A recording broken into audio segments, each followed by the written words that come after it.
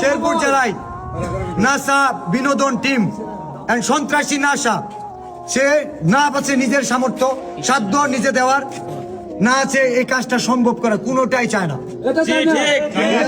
শেরপুর জেলার মানুষ মনে রাখেন, এই কন্টেন্ট ক্রিয়েটর এক একটা কন্টেন্ট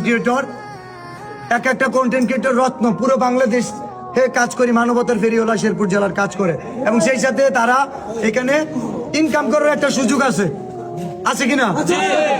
তো এখানে অর্থ উপার্জন করা যাচ্ছে, মানুষের পাশে দাঁড়ানো যাচ্ছে। কেন আমরা মানবিক কাজ করব না? ভালোবাসা পাওয়া যায়, কেন করব না? জি, আমরা করতে চাই কিনা?